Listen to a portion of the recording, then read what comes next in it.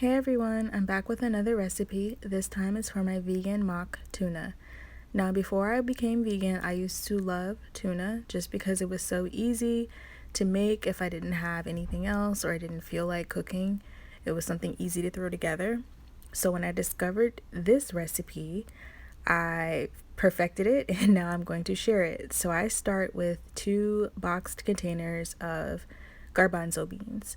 Now, of course, you can cook them yourself and drain them and mash them, as I'm doing here.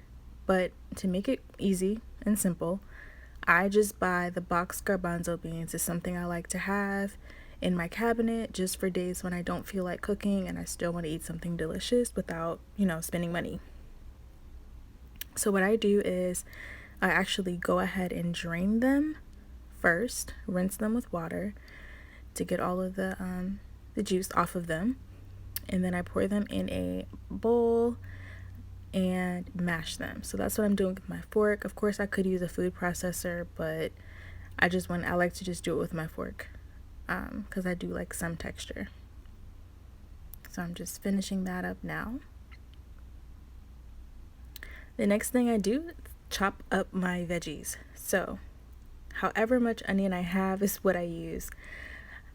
This is how much I had left, so this is what I use without having to cut a whole new onion. Usually I use about half of an onion. This was a little bit less than half. So I chop that up, put that in. The next thing I have is about 1/4 of a red bell pepper. So whatever bell peppers you do have, you can add that, whether it's red, yellow, or orange. I've never tried it with a green bell pepper, just because the taste of that, I don't think I would want that in my chickpea salad, but whatever floats your boat. So I just went ahead and used red. Another trick you could do, if you have like pickled peppers in your refrigerator or anything like that, hot peppers, pepperoncini, whatever, you can add that in there too. You can chop that up in place of the chopped red bell pepper. The last veggie I'm going to chop to add in is celery. So celery gives it that crunch, just like tuna salad, and it also gives you that flavor that you're missing. So that's what I'm going to be adding now, is the chopped celery.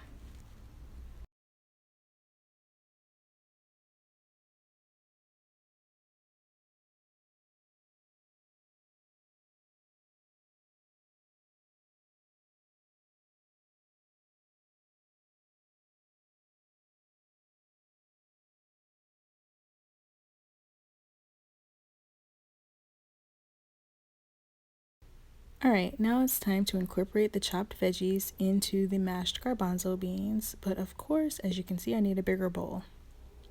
Alright, bigger bowl. So I'm going to start adding in seasonings. So I start with coconut aminos, my favorite from Trader Joe's, vegan Worcestershire sauce, yellow mustard or any mustard that you have at home. Any mustard works. I used to use spicy mustard, but I didn't have any. Sea salt, black pepper, onion powder, some sort of seaweed. This is my seaweed mixture. I'm low on it though. I usually use Dulse Flakes, but I ran out. Of course, Old Bay.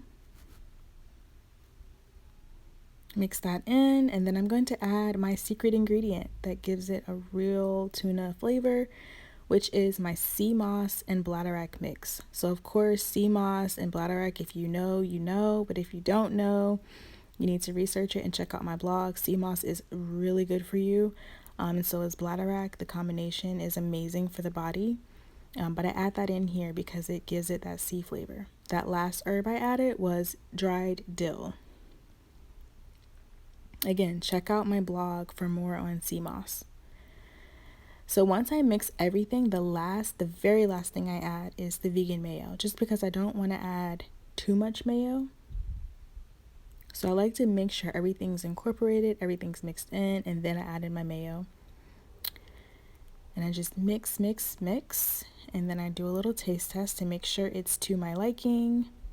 And I'm pretty sure I nailed it because I've made this so many times. And this is what it looks like. It looks pretty close to tuna salad to me.